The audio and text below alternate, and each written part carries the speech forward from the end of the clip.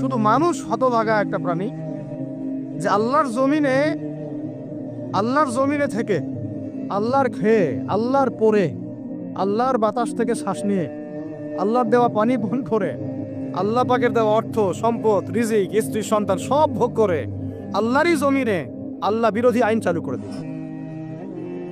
এই মানুষই একটা হতভাগা প্রাণী আছে। মন খারাপ করেন না, আমার কথা রাগ করেন না, এগুলো বাস্তব।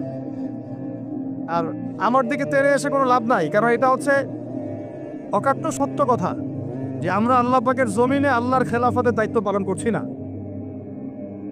আমরা আল্লাহ পাকের জমিনে আল্লাহর নিয়ামতগুলো ভোগ করে আল্লাহ বিরোধী অপশক্তির স্বার্থ রক্ষা করছি।